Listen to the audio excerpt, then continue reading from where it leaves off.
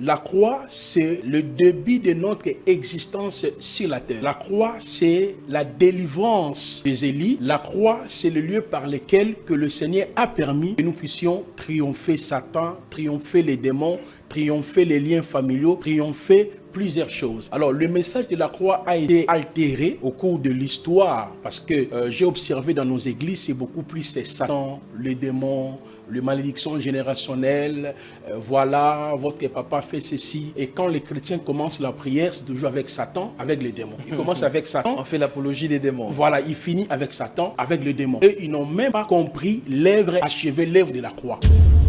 Si vous voulez comprendre d'abord le salut, il faut comprendre aussi le contenu du salut. Je prends par exemple sur la notion de la repentance, la conversion et la nouvelle naissance. C'est la voie par laquelle l'homme devient enfant d'Élohim. Alors, par exemple, la repentance n'est pas l'épanage de l'homme. Ce n'est pas à vous, monsieur Gilles, tu dis, je décide aujourd'hui de me repentir. De me repentir et je deviens chrétien. Je l'ai expliqué ici. Non. Nous avons ce qu'on appelle la préconnaissance des Élis ou la prédestination des Élis. C'est-à-dire, il y a une catégorie de personnes qui ont été prédestinées pour la vie éternelle. Lorsque vous prenez aussi Apocalypse chapitre 13, depuis le verset 8 à 9, là, lorsque l'Antichrist fera son apparition, la parole nous dit, les gens qui vont adorer l'Antichrist, ce sont ceux-là dont le nom n'a jamais été écrit dans le livre de vie de l'agneau. Et lorsque vous ajoutez ces passages aussi dans Romains chapitre 8, depuis le verset 29 à 31 à 32, j'aime bien ce que Paul a dit, ce qu'il a connu d'avance, il les a appelés, il les a justifiés, il les a glorifiés, prédestinés. Vous voyez ça? C'est que dans le salut, il n'y a pas la part de l'homme. L'action est gérée par le Seigneur. Pourquoi? C'est lui qui crée en nous le vouloir, le faire. C'est-à-dire accepter Jésus, recevoir Jésus, croire en Jésus, ce n'est pas la faculté de l'homme, c'est le don gratuit de Dieu. Romains 12, le verset 3 nous dit, Elohim a départi une mesure de foi en nous. Dans il nous sauvera, il y a 6 choses que l'Église attend. L'enlèvement, le tribunal de Christ, le couronnement, les reines, le festin de noces de l'agneau, les reines millénaires et la félicité éternelle.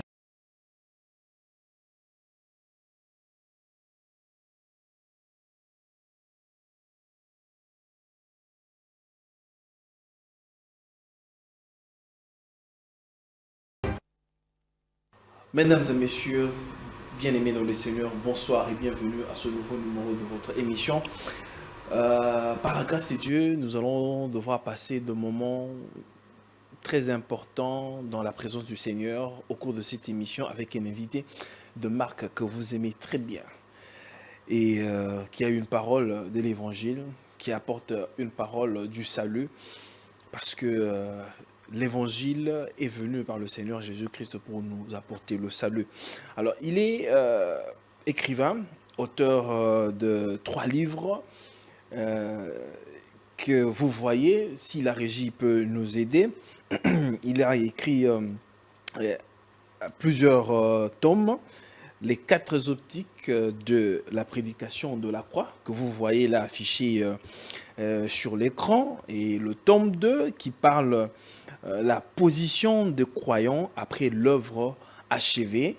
Et puis, en 3e position, nous avons les triomphes des croyants par la croix, la foi et le Saint-Esprit. Alors, pour ce faire, nous recevons pour vous, sur ce plateau encore ce soir, l'homme de Dieu, le prophète Placide Massessé, qui est avec nous. À qui je dis bonsoir et bienvenue, prophète. Bonsoir, monsieur le journaliste. Je parie que vous allez bien. Par la grâce de Eloa, tout va bien.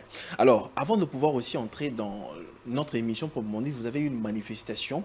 Et je préfère en parler aussi directement. Vous avez une manifestation qui va devoir avoir lieu le 27 avril. Exactement. Alors, essayez un peu de nous parler. Jordi, si tu peux nous aider avec l'affiche là. Voilà, nous serons... le 27 avril, nous serons dans la galerie Igo Tanzambe, c'est dans la commune de Lemba. C'est-à-dire dès que vous arrivez seulement à Lemba, vous demandez galerie Igo Tanzambe. C'est notre culte inaugural. Parce que c'est depuis 2007 que j'ai commencé l'assemblée. J'ai implanté les assemblées presque dans plusieurs pays d'Afrique. Et voilà, le Seigneur m'avait dit aussi de de pouvoir aussi rassembler le peuple de Dieu à Elohim, l'assemblée que j'avais commencée depuis 2007. Alors, c'est pour cela, le 27 avril, nous appelons ça notre culte inaugural.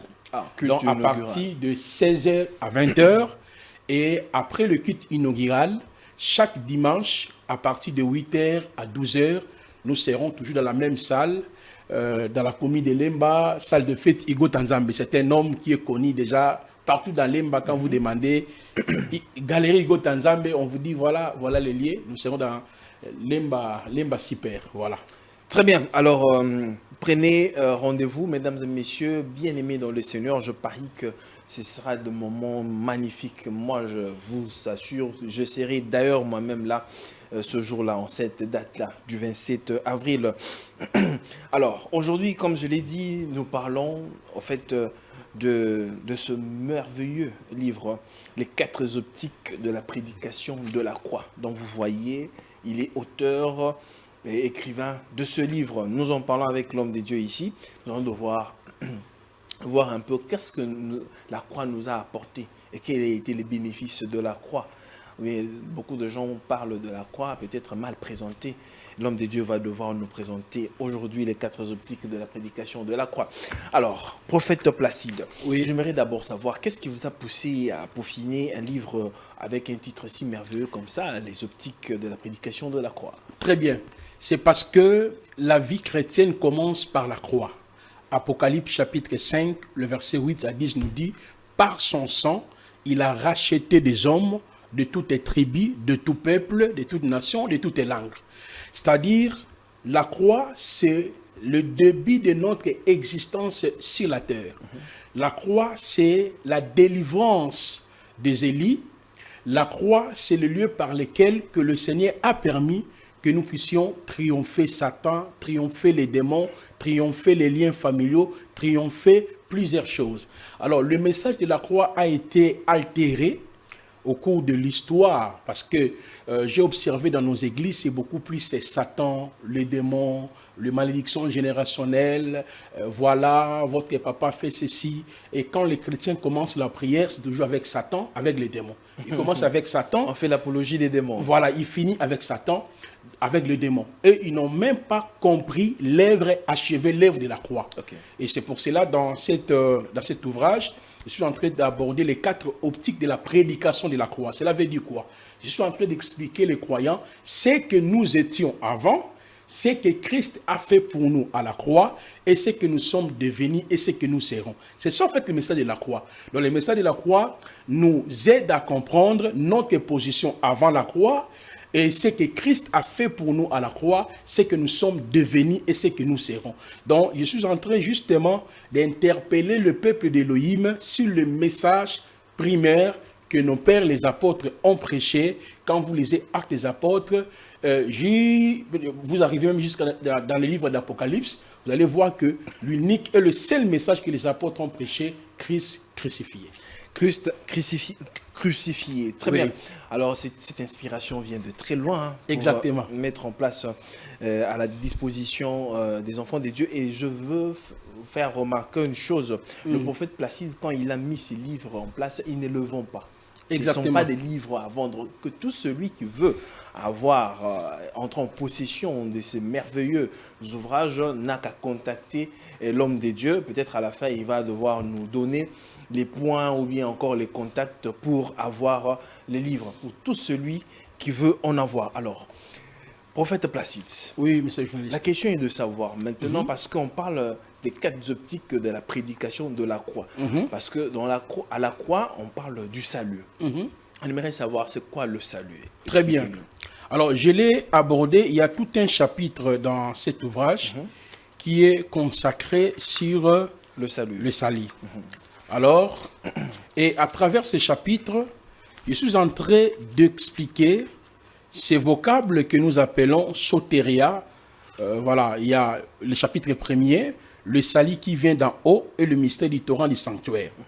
Lorsque nous lisons le dictionnaire, Larousse, nous dit ceci: le mot salut, c'est le fait d'être sauvé de la mort, d'un quelconque danger, ou le fait d'échapper à une situation désagréable. Ça, c'est le dictionnaire. Juste dans la page 21. Mais selon la Bible, beaucoup plus le Nouveau Testament. Le Nouveau Testament a été écrit dans la langue grecque. Il y a au moins 5 termes grecs pour comprendre ces vocables qu'on appelle salut en français. Nous avons par exemple le mot soteria. Soteria veut dire délivrance, conservation, sûreté, sécurité, salut, la délivrance des ennemis qui molestent. Nous avons le deuxième mot sotérion qui signifie qui sauve, qui apporte le salut, celui qui incarne ce salut ou à travers qui Elohim veut l'accomplir, l'espérance du salut futur. Là, ce sont des mots grecs. Et en bref, lorsqu'on parle du salut, nous voyons que le Mashiach qui est venu pour nous délivrer de ces 4 captivités. Ça, c'est la position que tous les Élis avaient avant l'œuvre de la croix. Ok. Donc, lorsqu'on parle du salut, le salut accompli par Yoshua, comme je viens de dire, soteria, sotérion, il y a aussi le mot aphésis, roumaï, que j'ai expliqué ici, nous rappelle notre position avant la croix. Donc, pour comprendre le salut, il faut retourner dans la position que tous les Élis s'est retrouvés avant la croix. C'est quoi cette position? On s'est retrouvé, sous le péché au singulier. Parce que dans la Bible, lorsqu'on parle du péché au singulier, cela nous renvoie dans la nature pécheresse adamique. Très bien. Voyez, lorsque vous prenez par exemple les textes de Genèse chapitre 3, depuis le verset 13 à 17, l'Éternel avait placé Adam dans les jardins d'Éden. Il lui avait dit, tu pourras manger de tous les arbres, mais tu ne mangeras pas cet arbre. Le péché qu'avait commis Adam, c'était la désobéissance à la loi. Dans le livre de 1 Jean chapitre 3, le verset 4, on nous dit que le péché est la violation de la loi. Alors, comme nous tous, nous sortions de la filiation adamique, selon Actes chapitre 17, depuis le verset 24 à 26, je paraphrase, la parole nous dit « Elohim a permis que tous les êtres humains sortent d'un seul sang. » C'est pour cela, lorsque vous lisez dans Romains 5, le verset 12 à 18, la parole nous dit « Par un seul homme, le péché au singulier est entré dans le monde. » Là, on nous parle sur les règnes du péché. Donc, nous naissons directement dans le péché au singulier. Deuxièmement, nous naissons dans le péché au pluriel. Le péché au pluriel, c'est le péché avec S à la fin. Le péché avec S à la fin nous renvoie aux actes qu'on pose, comme l'impudicité, l'ivrognerie, les mensonges, la sorcellerie, l'occultisme. Et en troisième lieu, tout le monde est né membre du monde des ténèbres. Donc, automatiquement, parce que le péché au singulier a permis à Satan de prendre contrôle sur nos vies. Je vais vous donner quelques passages que j'ai expliqués dans cet ouvrage. Lorsque vous lisez dans Genèse chapitre 3, depuis le verset 17 à 19, le Seigneur a dit au serpent, tu es poussière, tu mangeras que de la poussière jusqu'à la fin de ta vie. Or, dans Genèse chapitre 2, le verset 8 à 9, l'homme a été tiré de la poussière de la terre. La définition même de l'homme veut dire terrien ou tiré de la poussière de la terre. C'est là on voit clairement que Satan a, c'est-à-dire par la chute de l'homme, par la désobéissance de l'homme, Satan a pris le pouvoir sur toutes les races humaines. C'est pour cela, je l'ai expliqué dans mon ouvrage pour que les gens qui nous suivent, afin qu'ils comprennent très bien le vocable sali. Lorsque nous lisons dans Éphésiens chapitre 2, on nous montre clairement comment le prince de l'air exerçait son influence dans notre vie. Donc, cela dit, avant la croix, on s'est retrouvé, 1, dans le péché au singulier, 2, dans le péché au pluriel, 3, sous l'influence ou l'autorité de Satan, et enfin, sous la domination de tout ce que nous avons hérité par nos parents. Selon 1 Pierre, chapitre 1er, le verset 17 à 18, on nous dit, Yehoshua HaMashiach nous a racheté des vaines manières que nous avons héritées par nos parents. Qu'est-ce que nous avons hérité? Nous avons hérité les autels, le lien, les malédictions générationnelles. Ça, c'est la position qu'on avait avant la croix. Donc, lorsque je dis Jésus-Christ est mon salut. Il est mort pour moi étant mon salut. Cela veut dire, il m'a sauvé, 1, du péché au singulier. 2, il m'a sauvé de mes propres péchés. 3, il m'a sauvé de l'autorité de Satan et de ses démons. Par exemple, dans les textes de Colossiens, chapitre 1er, le verset 12-14, je paraphrase, la parole nous dit « Rendez grâce au Père qui nous a rendus capables d'avoir part à l'héritage des saints. » Le Père ne nous a pas seulement rendus capables d'avoir part à l'héritage des saints.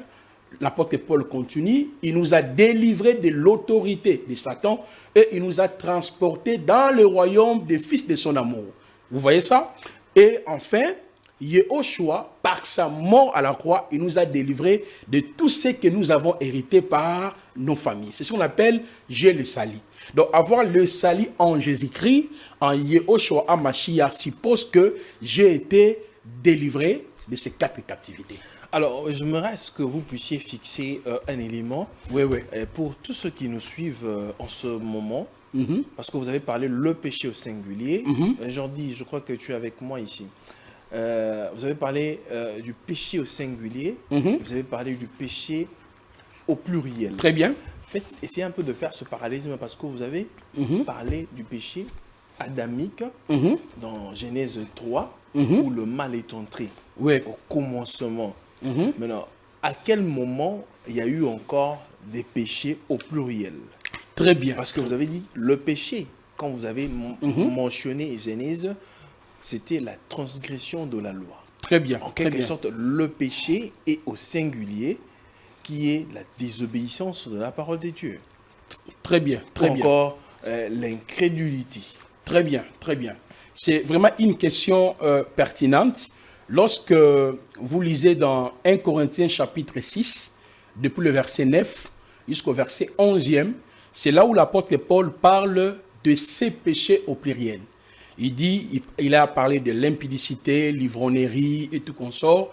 Je préférais même de lire ces passages. C'est mieux de lire. Oui. Mais lorsque les enfants d'Élohim vont lire l'ouvrage, ils auront tous ces détails à l'intérieur. Alors, si on peut lire 1 Corinthiens chapitre 6, le verset 9, il dit ceci. Ou bien-aimés, savez-vous pas que les injustes n'hériteront pas le royaume d'Élohim? Ne vous inquiétez pas, ni les fornicateurs, ni les idolâtres, ni les adultères, ni les afféminés, ni les homosexuels, ni les voleurs, ni les avares, ni les ivrognes, ni les railleurs, ni les raviseurs n'hériteront le royaume d'Élohim.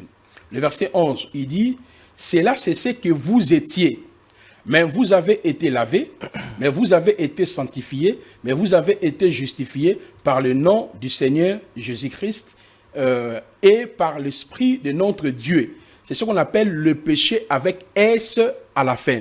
Si vous lisez par exemple aussi, toujours dans les livres des Corinthiens, on prend 2 Corinthiens chapitre 5, vous allez voir, monsieur le journaliste, en lisant le verset, je prends justement le verset 19. On peut même considérer le verset 18. Or, toutes ces choses sont ici d'Élohim qui nous a réconciliés avec lui-même par les moyens de Yehoshua Mashiach qui nous a donné les services de la réconciliation.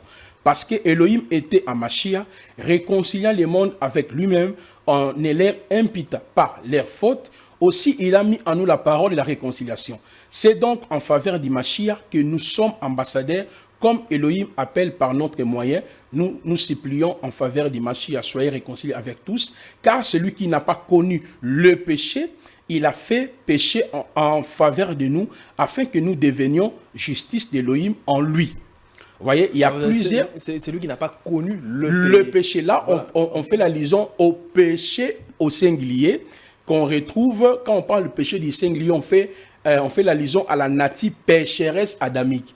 Parce que Jésus est né d'Adam, mais il n'avait pas le péché en lui. Mais si vous allez remarquer, prophète, quand on parle du péché, dans la Bible, on utilise toujours le péché au singulier, non au pluriel.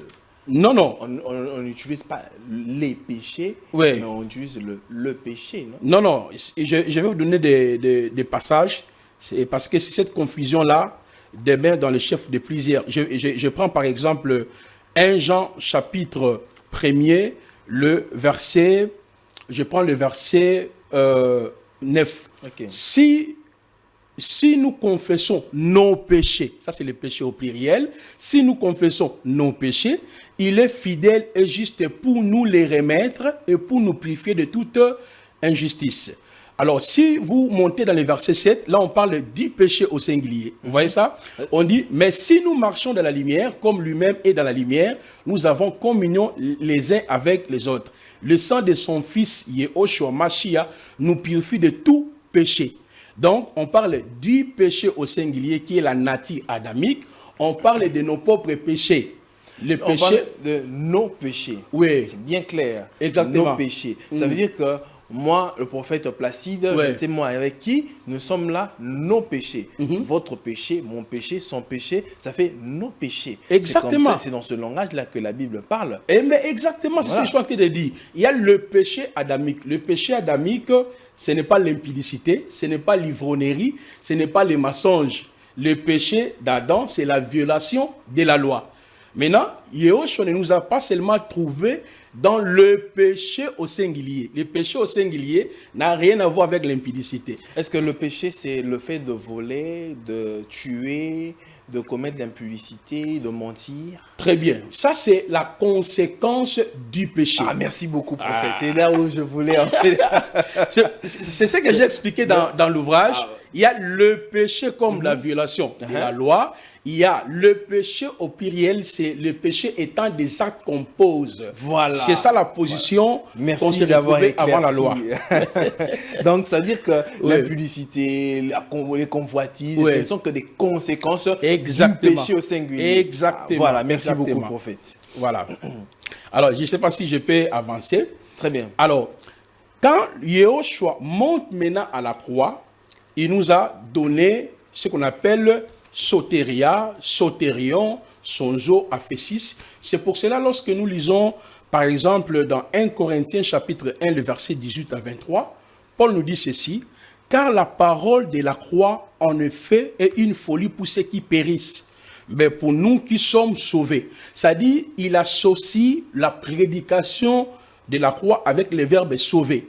Le verbe « sauver » ici, ça vient du mot grec que nous avons expliqué même ici, le mot sonzo.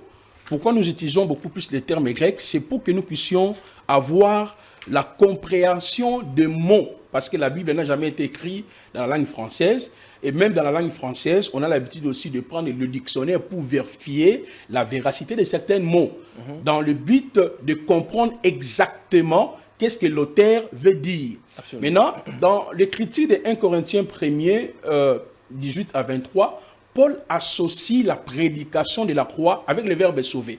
Maintenant, le verbe sauver là, ça vient du mot grec qu'on appelle sonzo. Sonzo veut dire sauver, garder sain et sauf, délivrer quelqu'un du danger ou de la destruction, d'un préjudice ou d'un péril, sauver de périssement quelqu'un qui souffre, c'est-à-dire qui souffre d'une maladie, le guérir, le redonner la santé, le préserver de la destruction, sauver dans le sens technique biblique, délivrer de peine du jugement. Donc, lorsque je dis que j'ai mon salut, dans le chapitre 1er, c'est ce que j'ai démontré.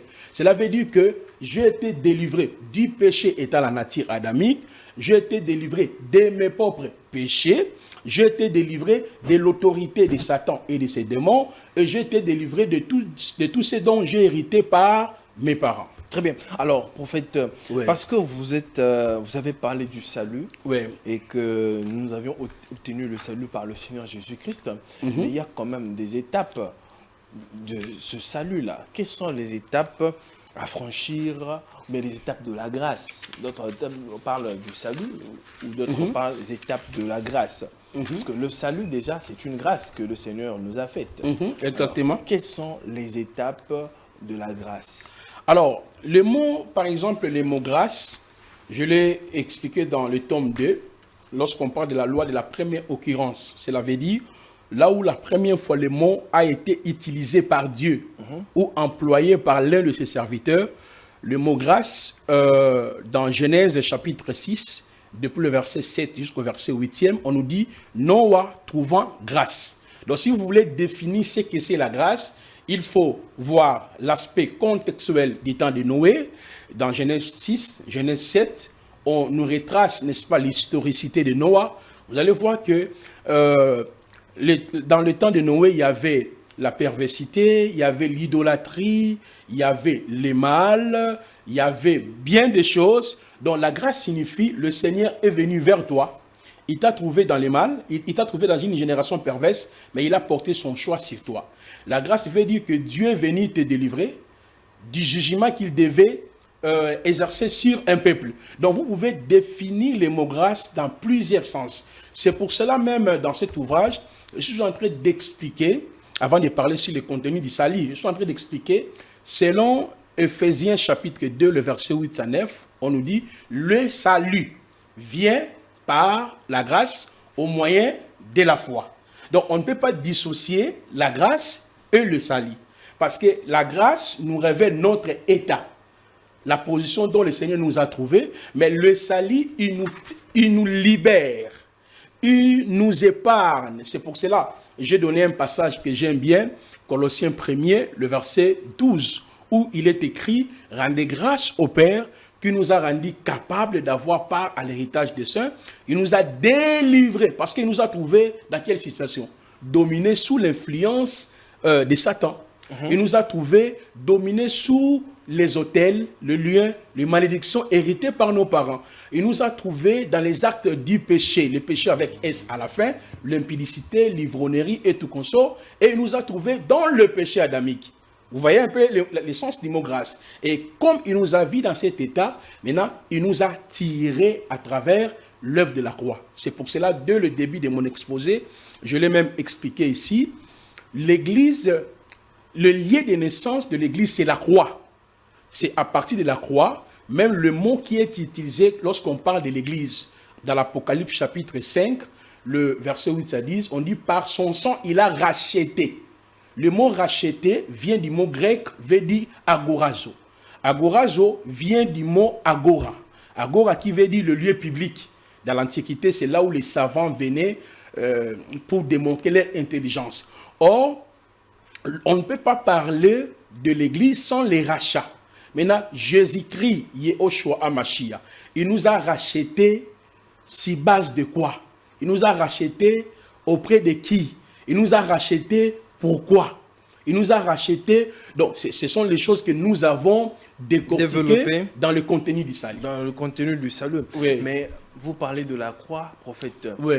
Est-ce le fait que Jésus soit mort sur la croix oui. qui nous a rachetés?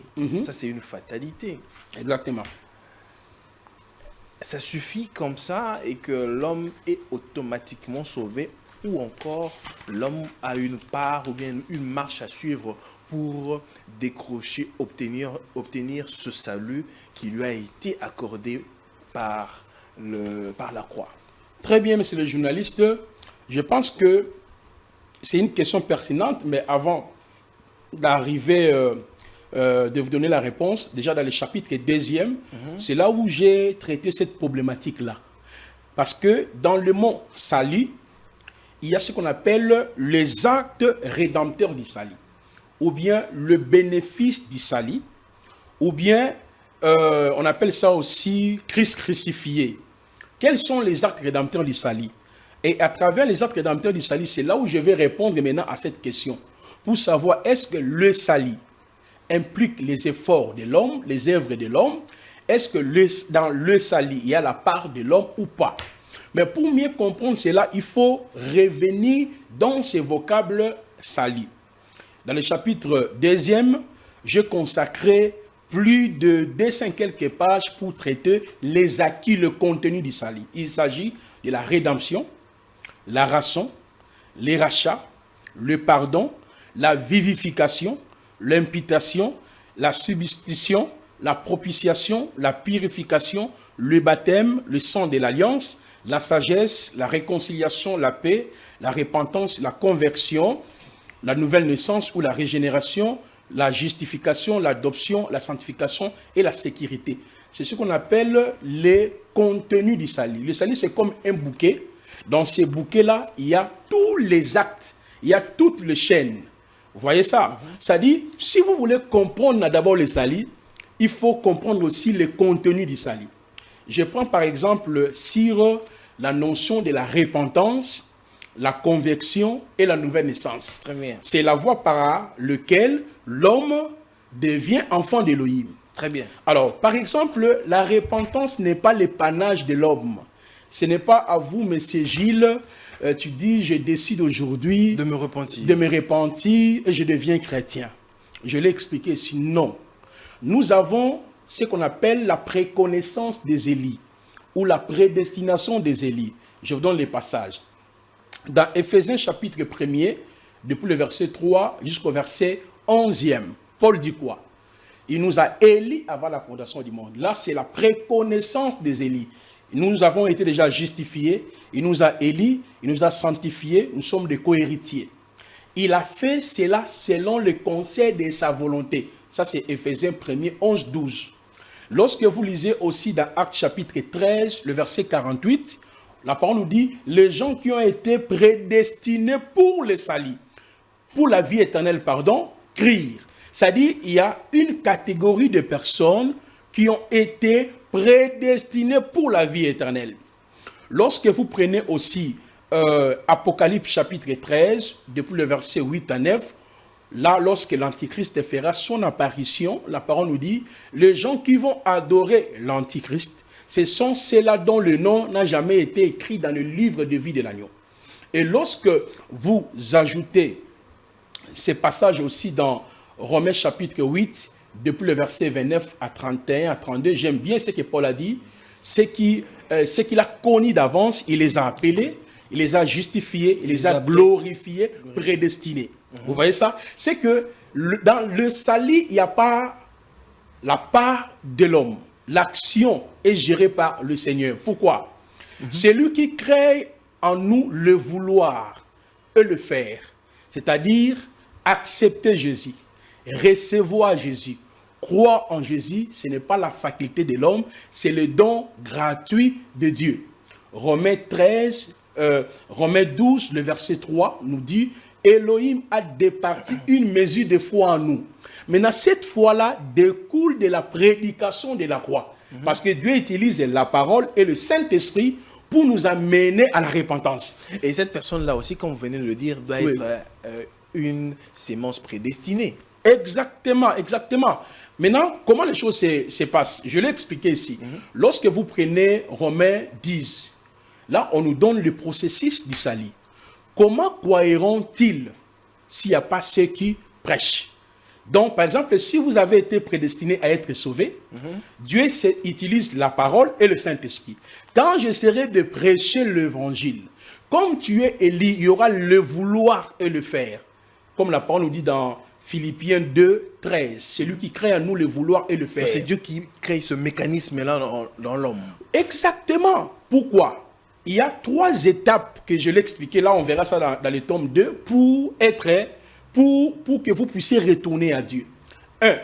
Dieu nous a connus d'avance depuis le temps éternel. Ça, c'est la première étape de la préexistence du salut des Élis ou la préconnaissance des Élis. Deuxièmement, c'est à la croix. Quand Yahushua mourait à la croix, mon frère Gilles, vous et moi, on s'est retrouvés en lui. Parce que Paul a dit dans Galates 2, le verset 20, « J'ai été crucifié avec Christ ». Donc, littéralement, Paul n'était pas là. Mais Paul parle de la préscience de Dieu, de l'élection de Dieu. Donc, j'y étais, moi, Placide, avec Machi à la croix.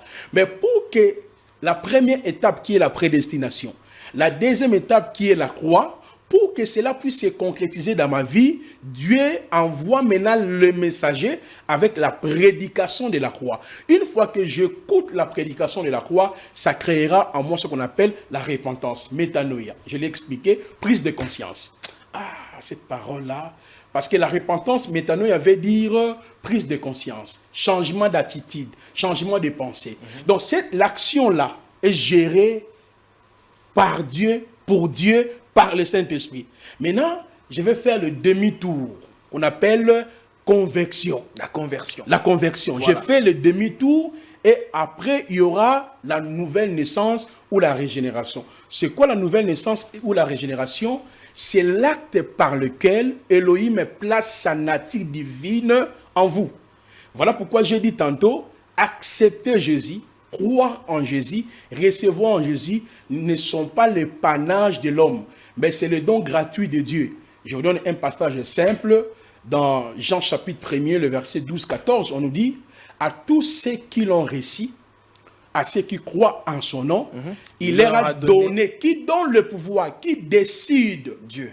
Il leur a donné le pouvoir de devenir enfant de Dieu. Maintenant, si on prend même Jacques 1, Jacques 2, le verset 18, où on nous dit, nous avons été engendrés par la parole, selon sa volonté. Je ne sais pas si je peux lire le passage de Jacques. Donc, prophète, je voulais que vous puissiez aussi éclaircir sur un point là, parce que beaucoup de gens dans les églises ont certaines questions qui se posent. Bon, moi, le fait de croire au Seigneur Jésus-Christ, je vais à l'église, il suffit pour moi, j'ai le salut. Donc, c'est-à-dire, d'autres pensent que, et enfant de Dieu, celui qui croit au Seigneur Jésus-Christ, on se limite là. Est-ce que c'est le fait de croire tout simplement au Seigneur Jésus-Christ nous donne le salut? Très bien. Exactement, lorsque on croit, parce que la foi là ne découle pas de nous. La foi là, c'est le don gratuit d'Elohim. Regardez la Jacques 1, 18, la parole nous dit ceci. Il nous a engendrés selon sa volonté. Dieu ne sauve pas tout le monde. Il sauve ce qu'il a connu d'avance. Absolument. Voilà pourquoi il a dit dans Jean 10, mes brebis attendent ma voix. Maintenant, quand tu attends la prédication de la croix, s'il t'avait déjà connu d'avance, il t'a connu à la croix, être crucifié avec lui, enseveli avec lui, résister avec lui. On verra ça dans le tome 3. Maintenant, lorsque la parole intervient, c'est en ces moments-là il y aura la nouvelle naissance. Ce n'est pas la décision de l'homme. Regardez, monsieur le journaliste. Il nous a engendrés selon sa volonté par la parole de vérité, afin que nous soyons en quelque sorte les prémices de ces créatures. Vous voyez ça? Ça, c'est l'action. L'action est contrôlée par Dieu. Alors, vous venez de me poser une question pertinente. Est-ce que le fait que de dire je crois au Seigneur, je l'ai dit, croire, recevoir, accepter, ça ne vient pas de l'homme, ça vient de Dieu lui-même. Parce que dans Éphésiens chapitre 2, le verset 8, la parole nous dit ceci. C'est par la grâce que vous êtes sauvés, par le moyen de la foi. Cela ne vient pas de vous, c'est le don de Dieu. Maintenant, je l'ai même démontré dans mon ouvrage, dans le premier chapitre. J'ai dit ceci. Un croyant est celui que Dieu a sauvé. Dieu continue de sauver et Dieu sauvera. Il y a 3 informations.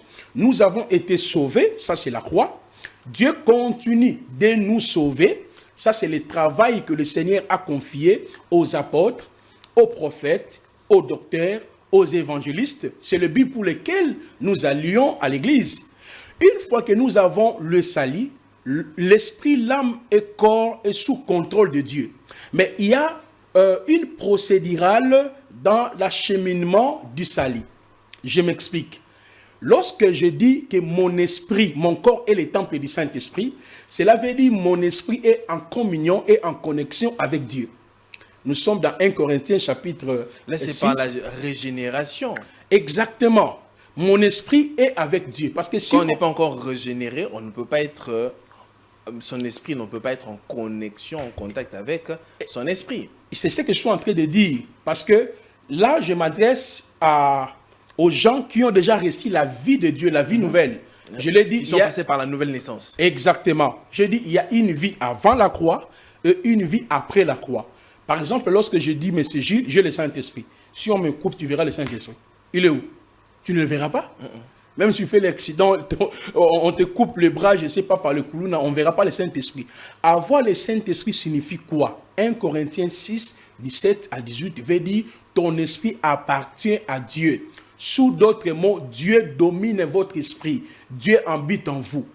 Donc, il y a le salut holistique, mais il y a, comme je l'ai dit, la procédurale dans le domaine du salut. Maintenant, comme je suis sauvé, corps, âme, esprit, mais dans le processus du salut, c'est mon esprit d'abord qui est scellé du Saint-Esprit. Ça, c'est le premier repos. Matthieu 11, le verset 28 jusqu'au verset 11, Matthieu 11, 28 à 29. Yahushua dit, venez à moi, vous tous qui êtes fatigués et chargés, je vous donnerai du repos. Mais là, il dit, prenez mes instructions pour les repos de vos âmes. Les repos de nos âmes, c'est ça maintenant, les salis les salis progressifs. Dans les salis progressifs, c'est notre âme qui est en train d'être sauvée. C'est pour cela, lorsque vous prenez par exemple Colossiens 1er, le verset 28, Paul dit, en exhortant, en instruisant tout homme afin de le présenter devant le Seigneur. Maintenant, notre corps ici sera aussi sauvé. Le corps sera sauvé, ce qu'on appelle l'enlèvement. Donc l'enlèvement signifie la transformation du corps. L'enlèvement signifie... Paul est en train de parler, dans Timothée. Philippiens 3, le verset 18 à 19. Ce corps sera transformé. 1 Corinthiens chapitre 15, le verset 34 à 46. L'enlèvement, c'est aussi la rédemption du corps. Romains chapitre 8, le verset 22 à 23. Vous voyez ça, là c'est ça les trois étapes du salut. Nous avons été sauvés la croix. Elohim continue de nous sauver à travers la parole. Il nous prépare, il nous équipe et il nous sauvera. Parce que dans il nous sauvera, il y a 6 choses que l'Église attend. L'enlèvement, le tribunal du Christ, le couronnement, les reines, le festin de noces de l'agneau, les règnes millénium et la félicité éternelle. Même dans mon ouvrage M. Gilles, les gens qui auront l'occasion de lire ça, j'ai donné des illustrations magistrales. Je ne vais pas seulement une seule illustration. J'ai pris la parabole des Samaritains. Et le texte nous dit, un homme descendait de Jérusalem en Jéricho. Il a rencontré un homme qui fut frappé par le brigand. Les Samaritains et les sacrificateurs ont vu cet homme, ont passé outre. Mais lui, lorsqu'il a vu cet homme-là, il s'est approché de l'homme qui était frappé. Il a pris cet homme, il a bandé ses pieds, il a versé l'huile, il a pris cet homme, l'a amené où? Dans l'hôtellerie.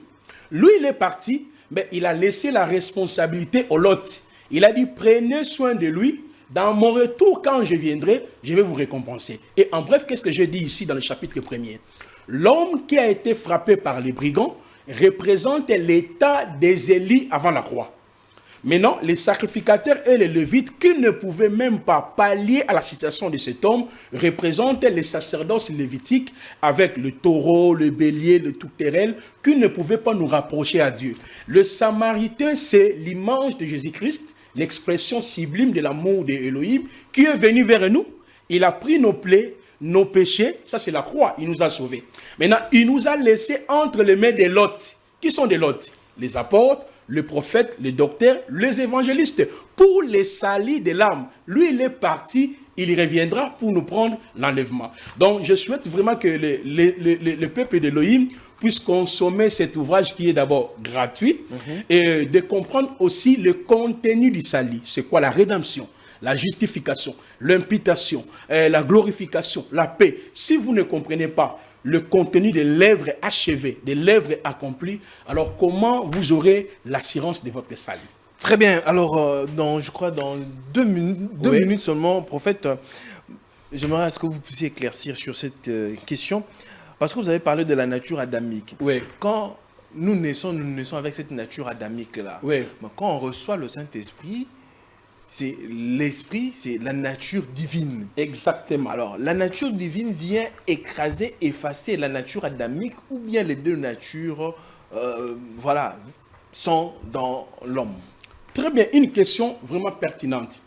Lorsque vous lisez Romains chapitre 6, nous montre clairement que là où le péché au singulier a abondé, la grâce a surabondé. Et l'auteur nous dit, nous étions, moi et vous, je crois bien, crucifiés avec Christ, ensevelis avec Christ, ressuscités avec Christ. Je vais expliquer ces expressions dans le tome 3. Et on nous dit, nous marchons en nouveauté de vie. Cela veut dire, quand on est en Christ, que ce soit la nature adamique, c'est-à-dire le péché au singulier n'existe plus. C'est pour cela, moi, Placide, je ne pêche pas. Je ne commets pas le péché. Vous voyez? Mais le péché étant des actes qu'on pose aussi, n'existe pas le jour où vous avez été sauvés. Je lis un passage de 1 Corinthiens 6, 9 où on nous dit, vous avez été lavés, vous avez été sanctifiés, vous avez été purifiés. Ça, c'est notre position, notre identité en Christ. Mais je viens de vous dire ici, il y a tout un processus dans le salut. Maintenant, le vieil homme a deux fois, il est inactif. À deux fois, il se réveille. Pourquoi? S'il n'y a pas la vie de l'esprit, Voilà. s'il n'y a pas la vie de la foi, s'il n'y a pas la loi de l'esprit, s'il n'y a pas l'esprit de la foi, ce sont des choses que nous avons décortiquées ici dans le tome 3. Donc, ça veut dire que la première nature peut toujours voilà, remonter Non, sur non, la surface. lui là est déjà fini. C'est la deuxième nature. Mais la nature adamique, comme par exemple Oui. la deuxième nature n'est pas activée par la Oui. vie de prière, par l'écoute de la parole, voilà, par des moments de consécration, la première nature peut tout simplement peut aussi surgir, non? Non, non, la première, quand on parle de la nature adamique, on voit la notion, le péché, la loi, le péché et la désobéissance. Romains chapitre 8. On nous dit déjà, Christ nous a affranchis de la loi, du péché et de la mort. Il y avait la loi que Yahweh avait promulguée dans le jardin d'Éden. Oui, pour ceux qui sont en Christ. Écoutez, j'arrive sur ce point. C'est-à-dire, la loi a été promulguée dans le jardin d'Éden. C'est cette loi qui a produit le péché. Le péché, la désobéissance. Et le péché a engendré la mort, la séparation. Maintenant, ceux qui sont déjà en Christ, la loi du péché de la mort n'existe plus. Mais le combat, c'est au niveau de notre âme. C'est l'âme maintenant qui nous met en guerre avec l'esprit. C'est pour cela qu'on verra ça dans le tome 3. Quand je parle de triomphe, je parlais le combat spirituel. Très bien. Le combat de la foi, le combat de l'âme et le combat physique. Le combat n'est plus lié avec la nature pécheresse adamique. Ça a déjà pris fin. Mais comme ton âme là est en train d'être sauvée par la parole, voilà pourquoi c'est lui qui continue à envier, à convoiter, à colpoter, à dire des choses, c'est-à-dire calomnier les gens gauche à droite. C'est pour cela qu'on a besoin de la parole. À travers la parole, nous sommes renouvelés à chaque fois. Très bien, merci beaucoup, prophète. Si le Seigneur nous fait grâce, on va entrer vraiment en profondeur de ce troisième tome-là. Ouais, on ouais. parlera de combat. Mesdames et messieurs, c'est ici que nous mettons terme à cette émission. Je parie que cette émission vous a énormément béni sur les quatre optiques de la prédication de la croix. Le Christ nous a sauvés. Le prophète l'a bien mentionné. Si vous voulez vraiment avoir le livre est là, c'est gratuit. Gratuit. Vous pouvez toutefois me contacter. Le numéro qui est affiché là, c'est mon numéro. Vous pouvez toutefois me contacter. On saura peut-être comment faire vous orienter pour être en possession de ce livre. En tout cas, merci à la grande équipe de Congo Buzz Télévision. Merci à vous, prophète. Je vous remercie. On se retrouve très prochainement. Que la paix soit avec vous et que Dieu vous bénisse. Au revoir.